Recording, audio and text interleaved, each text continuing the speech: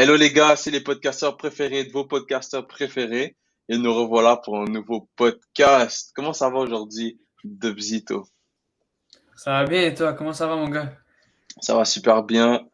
Euh, Joyeuses fêtes, premièrement. Joyeuse fête bientôt. Bonne année bientôt, mais on va se le souhaiter dans le prochain podcast. Là, c'est les vacances, hein? Plus d'école, plus d'excuses, Il y a plus hein? d'excuses, c'est les vacances. Et en parlant de vacances, je pense que ChatGPT peut en envoyer plusieurs en vacances. En vacances éternelles. Ouais. Qu'est-ce que Oh, t'en bonne penses, phrase, toi, bonne phrase. de ChatGPT, mec? Donc déjà, il faut savoir c'est quoi ChatGPT. Alors, je te laisse le résumer parce que moi, je croyais que c'était avant le podcast, je croyais que c'était une intelligence artificielle, mais God bless m'a corrigé. Donc, je sais c'est quelle compagnie qui le tient, c'est OpenAI, Ouais. qui est une compagnie de recherche et voilà, une compagnie qui recherche et qui développe des intelligences artificielles aussi simplement que ça. Mais qu'est-ce que ChatGPT? Moi, je crois que c'est une intelligence artificielle, à ce qui paraît non, donc je te laisse le résumer pour nous. Bon, donc ChatGPT, d'abord, c'est un AGI. C'est Artificial General Intelligence. Donc, en gros, c'est une intelligence qui est supposée être aussi bonne que l'intelligence des humains. C'est ce qu'ils essaient d'accomplir, du moins.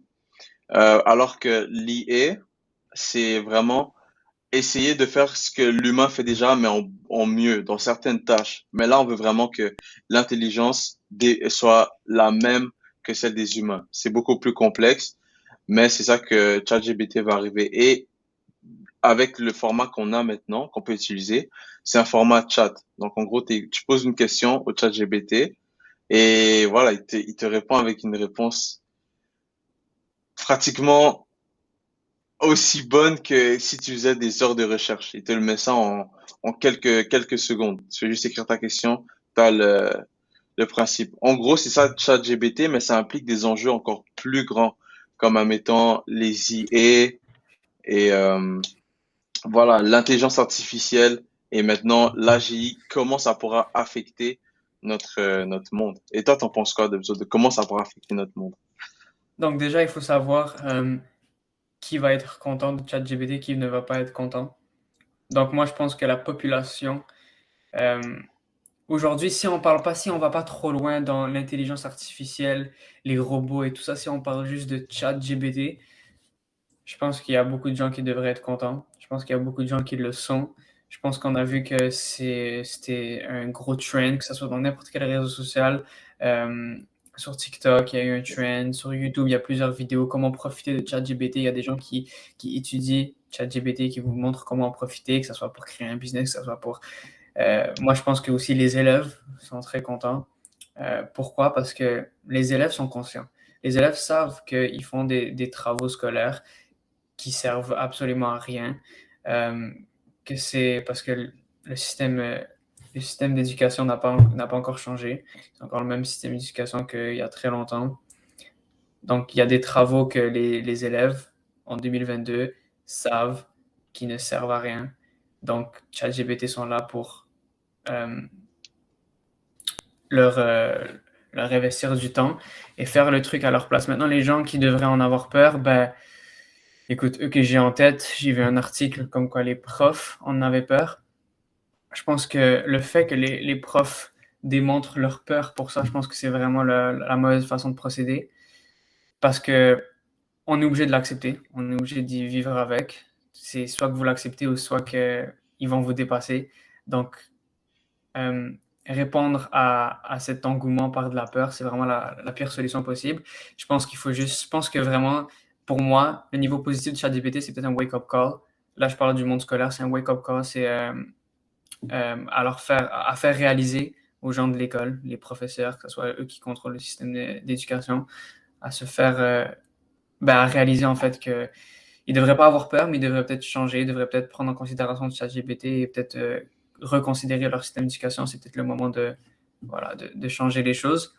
Et, euh, et puis voilà, donc répondre par de la peur, je pense pas que c'est la bonne solution du tout. Après, moi, j'ai parlé de niveau éducationnel. Euh, Mais sinon, toi, admettons, qui tu penses que un autre groupe de personnes, à part dans le monde de l'éducation, devrait et sont, mettons, contents, et un autre groupe qui ne le sont pas? Bon, ben, il y a le commun des mortels. Donc, la majorité des personnes, ça va leur donner une ressource utile pour arriver à faire n'importe quoi dans la vie, de commencer un business. C'est un peu comme une assistante ou il est toujours là. Tu poses une question, que ça soit de business, que ça soit de publicité, que ça soit de stratégie, etc. Tu peux avoir des, genre beaucoup d'heures que tu passes à rechercher, rechercher et rechercher. Tu l'as en quelques secondes avec ça. Ça va donner une ressource à cette majorité de personnes-là.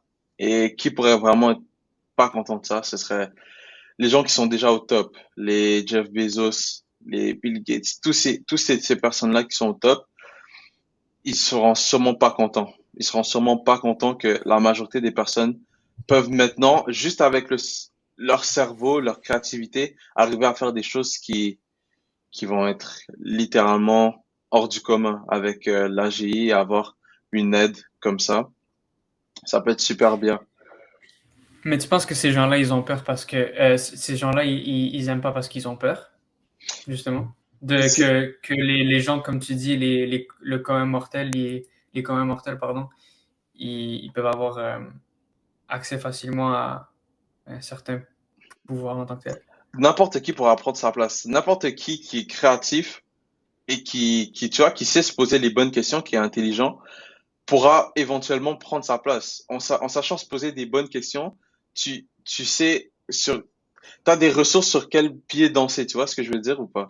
Mhm. Donc, tu sais que, ok, je pose cette question-là, je vais avoir telle réponse. Tac, tac, tac, tu bases des recherches. Là, tu vas rechercher déjà en avant sur la majorité des gens. Ben, plus la majorité des gens, vu que tout le monde en aura accès. Bon, on sait pas si tout le monde en aura accès pour longtemps. Je sais que ça leur coûte cher. Je sais que par question, ça leur coûte quelques cents. Mais vu le nombre de personnes, vu le trend que c'est parti, je pense que ça leur coûte des millions et des millions par jour. Bref. Ils vont sûrement nous le faire payer. Mais pour une intelligence comme ça en vaudra sûrement la peine. Bref, n'importe qui avec avec une créativité, qui sait se poser les bonnes questions pour arriver à, à avoir des résultats concrets dans n'importe quoi qu'il entreprend. Et si toi, t'étais à contrôler ChatGPT, est-ce que tu mettrais le prix élevé? Ah, mettons, c'est un genre de Netflix, un abonnement mensuel. Est-ce que tu mettrais le prix élevé justement pour avoir juste, on va dire, pas une certaine minorité, mais moins de Ouais, moins de gens? gens dessus. Je pense Ouais. qu'ils Ou est-ce que seront tu forcés. ferais un abonnement Netflix Ils seront 10 $? forcés, ils seront forcés. Ils seront forcés à le mettre plus parce que il y aura beaucoup, beaucoup, beaucoup de pression. Les ressources, comme les ressources rares comme ça, c'est censé Mhm. être vraiment une minorité de personnes qui l'ont. Après, je sais pas la stratégie qu'ils vont utiliser exactement, mais je pense pas qu'ils vont le mettre à un prix ultra, ultra, ultra abordable. Parce que sinon, ce serait juste, je sais pas, c'est un rêve. Mais après, toute innovation, on sait pas, peut-être que là, on est dans l'innovation du siècle qui va totalement changer la donne de l'histoire. Mais Ouais. s'ils le mettent à un prix ultra ultra élevé, l'histoire va pas partir sur une tangente complètement différente. Mais s'ils le mettent à un prix abordable, l'histoire va faire un revirement à 180 degrés et on va passer au néo-féodalisme. C'est ce que je pense C'est qui vrai. a tendance. Qu'est-ce qui va arriver? Les chances que ça C'est vrai. arrive. Il y aura beaucoup de jobs qui vont Je- partir. Il y aura vraiment beaucoup Moi, de jobs qui vont partir. Et t'en penses quoi de ça, mhm. Dobzito? C'est sûr qu'il y a des jobs qui vont partir. Les jobs partent de plus en plus. Mais là, comme je t'ai dit, là, on va juste parler de ChatGPT. Si vous voulez qu'on parle de robots et d'intelligence artificielle plus poussée, on peut faire un podcast spécialement sur ça. Mais là, c'est que le début. C'est que le début. C'est c'est une suite logique qui devait arriver. Il y a un truc comme ça qui devait arriver, qui n'est pas nécessairement encore physique, mais qui est à travers ton écran. Plus tard, ça va être quelque chose comme ça qui va être autant à l'intérieur de ton écran, autant qu'à l'extérieur de ton écran. Mhm. Là, c'est le moment qu'on devrait vraiment plus se questionner ou juste se questionner, mais pour au final l'accepter, parce qu'il faudra l'accepter un jour ou l'autre. C'est sûr que ça va perdre des emplois. Est-ce que ça pourrait en créer par la suite? Ça, c'est une bonne question. Mais voilà, je ne sais pas honnêtement encore spécialement quel emploi ça pourrait créer, mais je pense que ça pourrait en créer. Je pense. Je pense que si ça en perd, ça devrait en créer dans une certaine industrie. Mais voilà. ChatGPT en tant que tel, je pense pas que c'est une grande peur. Je pense pas que ça va remplacer des emplois physiques nécessairement, parce que c'est encore juste à l'intérieur de ton écran. Donc, je pense pas qu'on devrait vraiment avoir peur avec ChatGPT. Je pense que ça peut faciliter des emplois. Je pense que toutes les personnes qui sont dans le domaine de l'informatique, du coding et tout, des trucs comme ça, en plus de tâches, parce que c'est sûr qu'ils vont se lancer là-dedans, c'est le Et futur. aussi plus de facilité parce que Ouais, exactement, ouais, ils exactement, plus peuvent de juste mettre facilité. votre code et ils vous le débuguent. Exactement. Et ChatGPT est reconnu aussi pour être fort avec le code, tout ce qui est Python et tout, nanana. Euh, et puis voilà, ça peut aussi aider toi, tu pourrais sûrement en parler, mais je suis sûr que tu peux trouver des façons que ça peut aider les e-commerçants. C'est sûr que ça peut Ouais, aider les e-commerçants. ça va aider grandement les e-commerçants, ça va aider grandement pour le marketing. Par Ouais. contre, c'est vraiment puissant pour le contenu. Mhm. La création de contenu, la création de contenu, c'est beaucoup plus simple. Littéralement, tu poses ta question, il te fait tes recherches, et toi, tu te bases de ces recherches-là pour faire tes recherches, et tu vas beaucoup plus loin avec ton contenu, beaucoup plus vite. C'est Ouais. tellement plus aidant. Et j'ai même, avec ChatGPT, carrément parlé de stratégie et tout avec lui.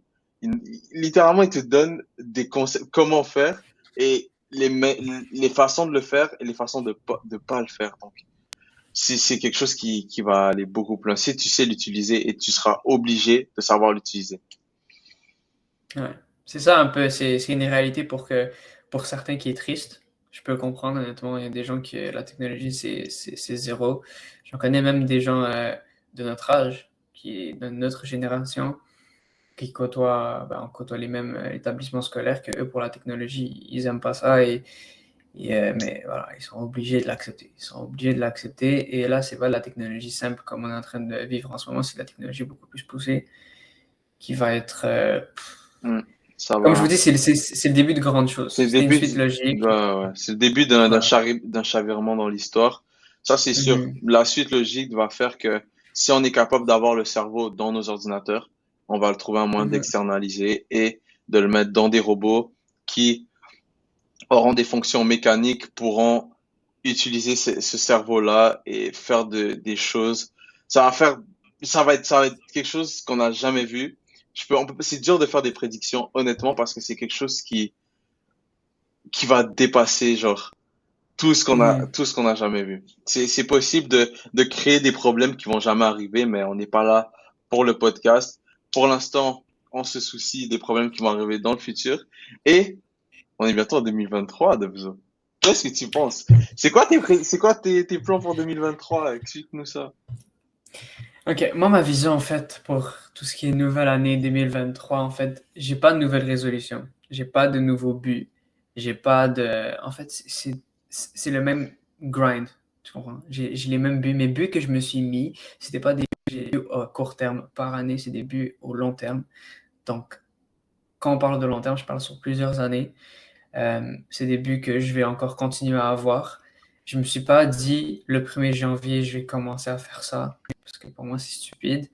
Euh, je respecte les gens qui ont des buts par certaines années. Moi, je préfère avoir plus une vision de but à long terme. C'est quoi tes... Est-ce que tu sens que t'es dans, au début ou à la fin d'un cycle? Parce que la vie, c'est plein de cycles. Des gros et des plus petits, des gros, des moyens. Est-ce que C'est tu une sens que très t'es bonne dans un question. début ou dans un fin de cycle? Dans le milieu d'un cycle aussi? Euh, c'est une bonne question.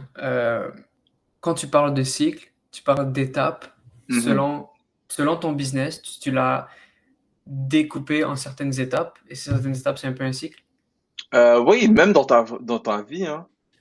Dans ma vie, bah, dans ta vie perso ou même dans ton business? Est-ce que je tu pense que sens que tu c'est es au début ou à la fin d'un cycle ou au milieu?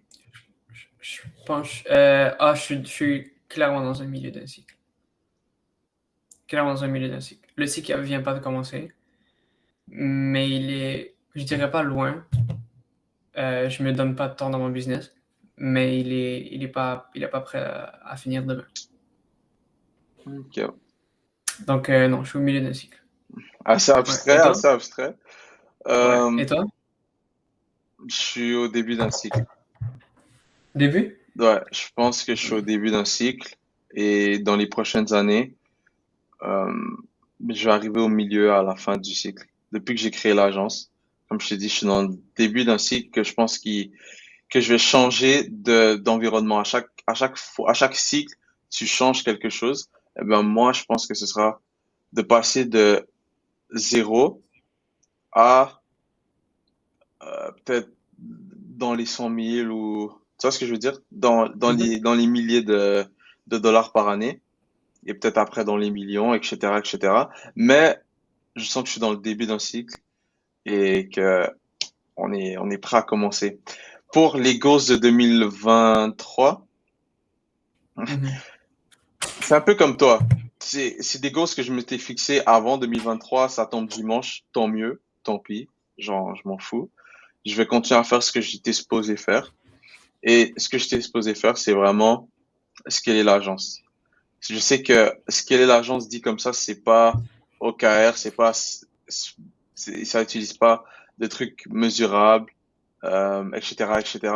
Mais c'est d'arriver à un certain nombre de clients et de surtout garder mes clients, ce qui soit bien. Assurer que mon service soit bien, soit le plus quali possible et après le scaler. M'assurer que tout soit bien en scalant et vraiment scaler, hein, scaler pour 2023. C'est ça, c'est sincèrement juste ça. Et pour la vie perso, euh, pour l'instant, je fais 71 kilos. J'aimerais faire 80, 80 kilos d'ici une année et demie, ce serait bien. 80 kilos. Mhm. Euh, ouais, ce serait littéralement ça pour la vie perso et améliorer ma productivité par divers méthodes de biohacking. Tu penses que ta productivité est pas on point en ce moment? Ou tu penses que juste on n'est jamais on point dans la productivité? C'est ça, on peut toujours s'améliorer, on peut toujours devenir mieux que qu'est-ce qu'on était auparavant. Mais Mhm. je pense que pour l'instant, ma productivité est pretty much good. Je pense vraiment que ma productivité est bonne, mais j'ai envie d'aller encore plus loin. J'ai envie d'aller encore plus loin et de pouvoir faire beaucoup plus en moins de temps possible. C'est ça qu'on optimise tous dans la vie. C'est de faire Mhm. les choses, le plus de choses possible de la meilleure façon possible en le moins de temps possible. Et c'est ce que je vais optimiser pour 2023. Parfait. Parfait, bon, on te souhaite la meilleure des chances, hein. Oui. Et ouais, pour 2023 aussi, très bientôt, je vais commencer le build du public. Vous allez voir la création de Tidia, comment ça se passe au sein de Tidia, comment on va recruter des gens, les problèmes qu'on va avoir mensuellement, puis hebdomadairement. Ça va être vraiment bien, vous allez voir c'est comment, et on va essayer d'être 100% transparent avec vous pour que, voilà, vous voyez les dessous de la création de Tidia, quoi. Ok. Parfait, hein? Parfait. Donc, euh, c'est ça, les bus scalés, 9 kilos de plus, Mm. et puis building public. Ouais. Ok, carré. Bon, ben, les gars, le podcast est maintenant fini. On a abordé le sujet de ChatGPT. On a parlé de 2023.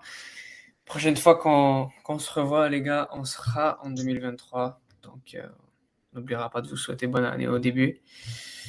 Prenez soin de vous. Concentrez-vous. Restez concentrés. Euh, Restez créatifs. Et puis, je vous souhaite la meilleure des chances pour la suite. Petit mot pour la fin, God bless. Les mêmes que les tiens, restez créatifs. On vous souhaite le meilleur pour 2023. On vous souhaite de tout péter pour 2023. Honnêtement, dans tout ce que vous allez entreprendre. Et c'est de l'effort et de la discipline. Ce sera pas facile, mais tout vient au coup de sacrifice. Sur ces belles Exactement. paroles, on se revoit en 2023 pour un prochain podcast. Allez, ciao les amis. Ciao les gars.